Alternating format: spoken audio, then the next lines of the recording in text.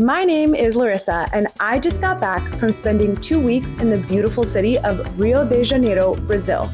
And I want to let you know everything that you need to know about going to this unforgettable and unmissable city.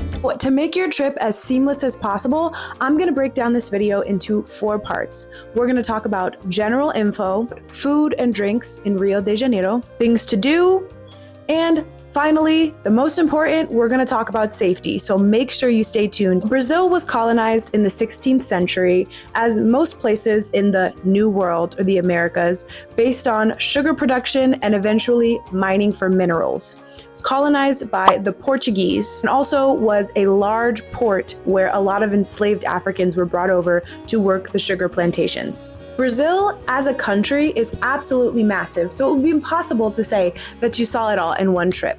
But Rio de Janeiro is actually not the capital. The capital of Brazil is actually Brasilia.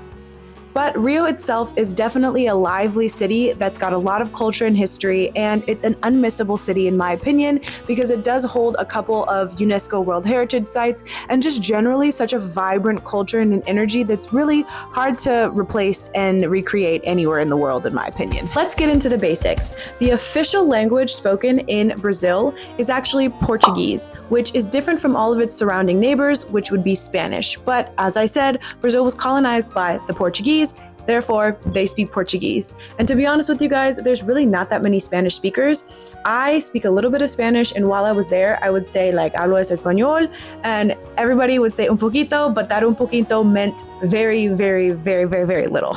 Also, the currency in Brazil is the real, which that's the English pronunciation, but the Portuguese pronunciation is real. That conversion is a 5-to-1 with the US dollar. The US dollar being 1, so you can get 5 reals for every 1 US dollar. So that conversion does go pretty far and do well for you as a US citizen if that's what you are watching this video. The major tourist area is Copacabana. Also Ipanema, but most of the hotels I would say I found were in Copacabana. Now for me personally, I like to explore multiple different locations whenever I'm visiting a place in order to feel like I got a full comprehensive picture of the area. So I also chose to stay in Lapa or like Centro area, which was a little bit more historic and had a little bit more, I guess you could say like bustling living life versus like Copacabana, which is like more beaches and a well-known touristic area. I chose to stay at the Selina hostel in both Ipanema and also the Selina hostel in Lapa. These were, I was told that they were more hostel-like in other places because I have stayed in a Selina before, but specifically in Brazil, they just felt like straight up hotels. Like there was not really as much of a hostel culture there, which was fine for what I needed, but they were nice because they did have like rooftops and some activities, although like I said, they didn't feel as hostel-like as some of the other Selina locations that I've stayed at. Also, there are plenty of Airbnbs that you could choose to stay at, which would be even cheaper and an even more economical decision. The hotel that I stayed at, all of them pretty much had like wristbands and pretty active and engaged front desk operators, as well as like security sitting out front. So you don't necessarily get that level of extra protection when you are staying in an Airbnb, as that is someone's personal property. A lot of the buildings did have like double gates in front of them, if that makes sense. And those were like apartment style buildings as well. But that is just something to think about, especially if you're feeling a little bit apprehensive about staying somewhere that you are unfamiliar with, like a city like Rio. So as far as transportation goes, Rio is just like any major metropolitan operating city. They have buses, they have a subway system that I didn't personally take, but I was told was pretty efficient and clean and easy to use, as well as Ubers. And also on Uber, you can like rent a motorbike, like you'll ride on the back of someone's motorbike. I wanted to try it, but it just never really made sense because I was there with my brother, so it would almost be like we're paying to both take separate like motorbikes and knowing we could have just split the cost of a regular Uber. But anyways, Uber was super functional and easy to use. We were able to get an Uber from the airport, but all you have to do is basically kind of pass all of the people aggressively kind of saying taxi, taxi, taxi, because like I've said in my videos before, in Paris and Mexico and pretty much everywhere I've been, taxi drivers are like the worst kind of aggressive people. Like they're there and they're immediately ready to rip you off when you get off a plane. So the first thing that we did, we got to the airport, we connected to the Wi-Fi, and we were able to find where an Uber driver could pick us up because we kind of just left the general populated area at the airport and kind of walked around a corner to an Uber pickup area. So definitely keep that in mind because that Uber was way cheaper than ending up having to take a taxi. We also flew into Galeão International Airport, which is the main international airport in Rio. That was about a 35-ish minute drive from that airport to the beach, to Copacabana, which is where we stayed first. And I sense that that's like the typical distance. And I believe that Uber itself was like maybe $16. So I think that's much better than getting ripped off by a taxi, paying double or even triple. Let's talk about cards versus cash. Rio is also a very modern city in the sense that pretty much everywhere you go, you are able to pay with your card. Though I would suggest that you have a couple of real, as I said before, on you, because when you are like on the beaches and you are just like trying to get something quick, like there's a ton of vendors who will either sell you like a quick acai bowl or, you know, a caipirinha on the beach, or really anything. They walk up and down selling them kind of everywhere. So if you only want to spend a couple of real, it's better to have that cash versus like trying to have your card be involved, which there's also been some talks of like those leading to like scams and things like that. So have some real to use when you want to just get some small things, but pretty much all of the established large businesses are accustomed to using card and won't bat an eye. Every time I travel, I do use my Capital One Venture X card. It's just a really easy way to know that I won't be charged bank fees and that I have an opportunity to dispute any charges that I'm not familiar with during or after travel. Also, here's a link in case you guys were interested in signing up for this card yourselves. Big picture, I know that every time I am spending, I am earning points so that I can go and do more traveling. The people of Rio de Janeiro specifically refer to themselves as cariocas. Now, that could be men or women, but that's basically just someone who was born and raised in Rio de Janeiro. I think the rumors really are true, you guys. They are so beautiful, but I think that's partially also because of the culture of Rio. Rio is definitely a place where, based on it being on the water, there's a huge fitness culture, there's a huge just being outdoors culture, and so everybody just seems like they're just tan and smiling and vibrant and fun. And so, like I said, I do maybe think like they are some of the most beautiful people of the world, but not just because of looks, but because the energy and the vibrancy that that city kind of brings and gives. Rio is a very skin-friendly city. Now, this is partially due to it just being on the beach. 90% of the time, your uniform is just going to be a pair of cutoff shorts, a crop top, and some Havaianas. Havaianas are everywhere in Rio de Janeiro. They're originated from there, and the people love them. I love them. I bought a pair. Don't be shocked if you see anybody ranging from grandmas to teenagers to whoever wearing Brazilian bikini bottoms. And when I say Brazilian bikini bottoms, I mean Brazilian bikini bottoms, and everybody's just out enjoying the sun, enjoying the skin, playing football, playing futsal. Also, if I'm saying that right, correct me in the comments. But it's just really vibrant and fun and energetic. So don't go there being like weird about seeing skin, or if you're a guy, like don't go there and be all creepy and stare at women and make everybody uncomfortable, because that's gross. But just be there and enjoy, and also maybe you can take a little bit of Rio away from that and become more comfortable in your own skin, because we all really are just humans in meat sacks. We're all just bodies. Rio is on the opposite side of the equator, and so based on that, I believe the seasons are pretty much opposite and flipped. So if you are coming in the United States, and I went in February, it was winter in the United States, in the dead of winter, and when I went down to Rio in that same month, it was then like summer. So it was like really warm, really hot. So just something to note is that Rio also has a pretty lively and thriving like LGBTQ community like that you will go to, and you'll recognize there is a very large gay population there. So something to recognize when you are in Rio de Janeiro. One final tip in this subcategory of general information, and I learned this one the hard way. Please, please, please, even if you are a melanated person, please be wearing sunblock and hats and sunglasses and everything, because when you are on your adventures in Rio, you will get sunburned. Like, it's not a conversation, it's not an if. Next up, let's talk about food in the city of Rio de Janeiro. Food is one of my favorite categories to think about when traveling. So in Rio specifically, there's a few things that I think you really, really need to know. The food in Rio is so good. It's a pretty globalized city, so you will find multiple different options. Like my brother and I, our first night there, we had burgers, but really when it comes down to it, Brazil and Rio specifically have a really big meat culture. So you're gonna see churrascarias, you're gonna see Brazilian steakhouses, you're gonna see all different types of like meat-based dishes in most of the traditional Rio cuisine and options to eat and food-wise. I don't really know what that means for vegans or vegetarians. This is probably not the channel that that you want to check in on. But there are also lots, like I said, lots of different options and more globalization and expansion kind of hitting the city itself. So I'm sure there are some options out there for you. One of my favorite dishes that I definitely had to get a couple times while I was there was this dish called feijoada.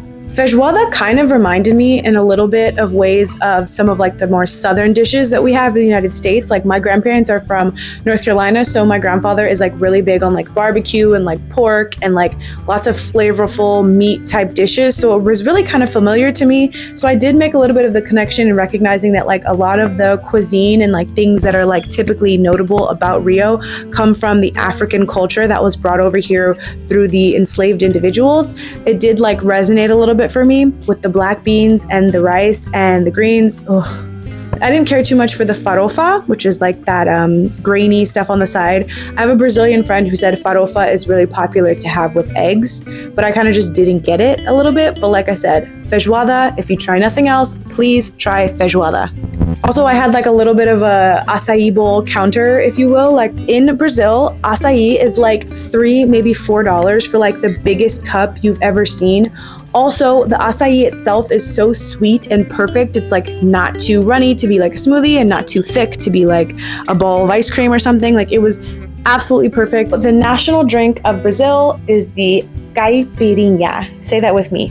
Caipirinha. This is a sugary based drink. It's got lime and sugar and cachaca, which is like a type of alcohol. Kind of, if in my understanding, it sounds a little similar to like rum, like it's a sugar based kind of produced alcohol. It was so good, you guys. Like I got caipirinhas almost as much as I got acai bowls. It was an easy, like everybody was making them. There was different flavors with like strawberry, mango, morango, all that stuff. And so you did not catch me a lot of the time without a caipirinha in my hand. Oh, we're back, you guys. I had to give my camera a break so it could cool down because I'm giving you all this heat. Next up, we're gonna talk about things to do while you are in Rio de Janeiro. Well, we can't talk about things to do in Rio until we talk about Carnival. Now, Carnival is basically a celebration that pours into the streets of Rio all before, like I think a week or so before the date of Lent each year. So it rotates each year because Lent is not like on the same day. But basically it's like a religious based celebration, but it essentially like pours into kind of a whole bunch of different like sections and parties and blocos and celebrations. Those including, like I said, blocos, which are like block parties that happen all around the city, as well as the Sambadrome, which is basically like the show showing the best samba schools in all of Rio, and they compete and perform each year.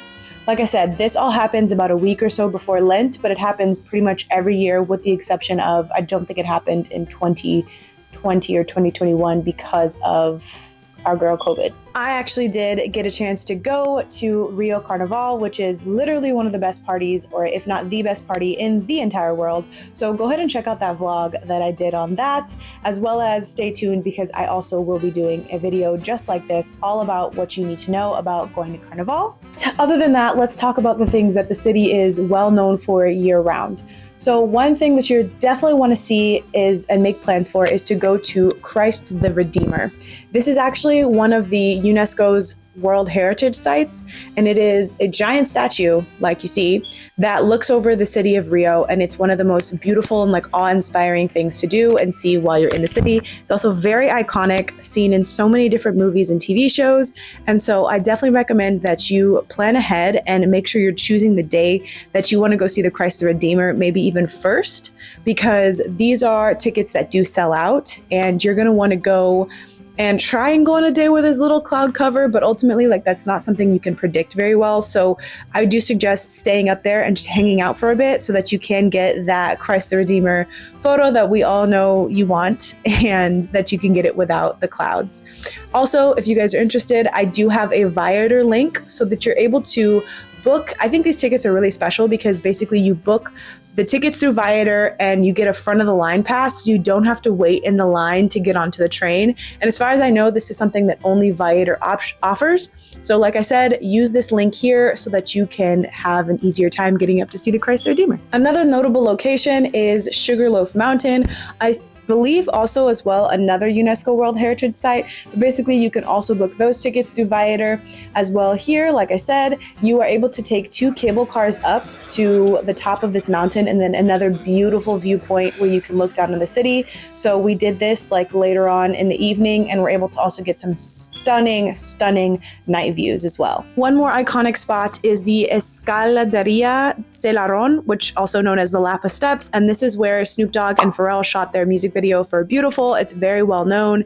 It's another spot to go check out. It's, if you really want to get it with no people on it and you want like that iconic, like as if you're alone solo shot, it's definitely something you have to wake up really early to get. But otherwise, it is also just something that's really cool to see the artistry and artwork. When you're talking about things to do in Rio, you have to talk about going to the beach. Now, Copacabana and Ipanema are the well-known popular beaches. One thing I do think everyone should know about the beaches is it's not like it's like super warm, tropical, blue, pretty water. And I only say this because this is something that I also didn't know before going deeper into my research into the city. But these are not like super tropical-ish beaches the way you're thinking, but they are really cool.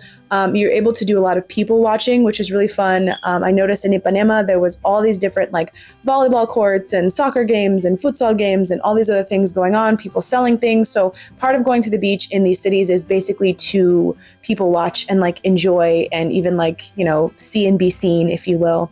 But there are also a couple beaches that are a little more like local, I guess, which are kind of like off to the sides a little bit, where it's a little bit more calm and less like people focused, I guess you could say.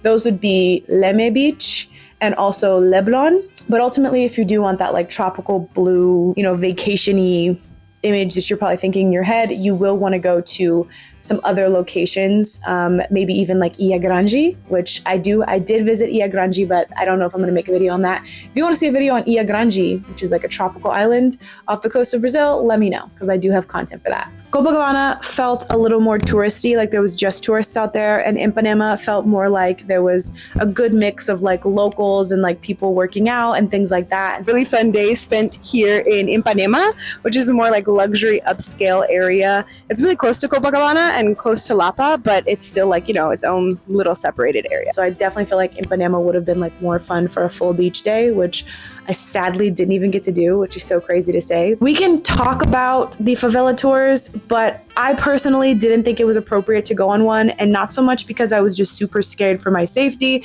but more so from the sense of I don't know how I feel about a favela tour in the sense that that's somebody's home, and the favelas themselves are areas that are like wrought with like conflict and a past. And I think about like, what does that make me as a tourist to just go look at these people living in where they live and going about their daily business? So it's like, I feel conflicted on that, but there are some ethical tours to take in Rio China, which is one of the biggest favelas.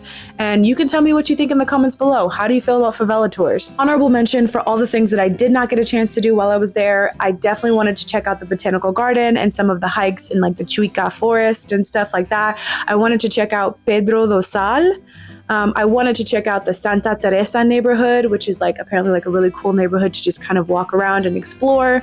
I didn't get a chance to do them just because there's just so much to do in Rio that it's like almost impossible to say that you're going to do it all in one visit, including the fact that I was there during Carnival. So there was also just like so many other things going on as well. But please check those out while you're there and even let me know how they are. Final thing I want to talk about, the thing that we've all been waiting for. Let's talk about safety. Safety was obviously a really large concern of mine when I was even looking into booking Brazil, so much so that I was even considering booking with a tour, although I am a pretty experienced and well-versed traveler, just because I didn't really know what to expect and what I was getting myself into in the context of traveling to Brazil. I was there with my brother, and so I did not exactly have like a solo female experience, and I would say that the times that I wasn't with my brother, I did get approached with more men than, maybe some other countries, and also even once when I was with my brother at the beach, a man kind of was talking to me, even though he didn't speak English, but he was speaking to me in Portuguese and he kind of was following me around a little bit. So I'm gonna have to go ahead and vote this one not very high on my list for a place for solo female travelers. You can go, but it is what it is. I just wouldn't recommend it. As far as the State Department's rankings go, there's a 1 to 4 scale, meaning a 1 being pretty safe and a 4 being exercise extreme caution, as in don't go there. Brazil falls in about a 2. Safety and tourism wise, Brazil ranks about the same as other like really popular tourism like travel destinations like Jamaica and South Africa and some other places like that. So to be honest, you guys, like I think you really do have to stay smart about how you're going to travel, like be really conscious of like not walking out with like your finest designer things on and looking really flashy and waving your iPhone 15 in the air and things like that. But ultimately, like with all places you travel to, like keep to yourself, keep your head about you, keep your head on a swivel. I carry this Uniqlo pack that you guys have seen. It's like really helpful to kind of know like if anyone's touching you here, you're going to be a lot more aware of it versus like something either existing in your back pocket or even a bag that's like on your back. So just really stay aware of that type of thing when you're traveling. And I do believe that most people will be okay in Brazil. I personally did not experience any crazy crime or anything horrible happening. There is some consistent crimes that happen all the time, which a lot of tourists will get their phones stolen or any like electronic, things that basically look expensive. It kind of reminds me of that thing that I've heard of about traveling to Colombia, which is the same concept as like no dar papaya or something like that, which is basically like if you show something to people who don't have that thing and there's not really consequences, like they're going to take it. So one thing to be sure of is like do not go out with a laissez-faire attitude towards having your stuff just all willy-nilly. I talked to a friend who had been there before and she was even saying to the extreme of like don't have your phone out sitting in like an Uber or a taxi because it's possible that someone can like reach inside the window and take it. Like I said, was not my experience, but we did come across a couple of travelers who were just literally telling us a story of how they had just, a guy was saying like people tried to take his phone. I'll bet he was watching a football match on his phone out, which is like, okay, there's the lesson because, his phone was out and easily takeable, but he did actually fight to get his phone back, which like, kudos on him, I guess. It was like a group of guys that tried to take his phone and he was like, nah, I'm not having it. And so he got his phone back. We also met a guy who said he had on a fake pearl necklace and somebody like snatched the necklace off his neck and ran. So that is something to think about. Specifically too, we went to both of these things happened at blocos, which are really crazy, chaotic parties full of a lot going on. So that's also something to note. A lot of Brazil's safety and statistics on that type of thing are skewed by the favelas. The favelas can be extremely dangerous, especially if you're someone who's not from there, who doesn't speak Portuguese. So it's definitely advised to all tourists that you stay out of the favelas, which is also what I was making reference to when I was talking about the tours. I feel very back and forth about that. But ultimately, as a tourist, you more than likely will be okay traveling to Rio, and it is a beautiful city. You just have to keep your head on a swivel and understand that petty things like phone theft and things like that do happen often. Also, it just makes sense to know your way around a little bit, as well as be able to say no thank you in Portuguese specifically. Also, big thing, follow your gut. If your gut is saying a situation doesn't feel right, or you just want to generally be a little bit careful about something, never put yourself or keep yourself in a position where you feel uncomfortable. After all this information, I know you're going to have a blast with your first time in Rio. Make sure you like and subscribe, especially if you want to see more videos about my vlog, my time in Rio, and also my vlog in having a great time at Carnival. Tell your auntie, sister, cousins, friends, and have a good one. Thanks for watching. Bye.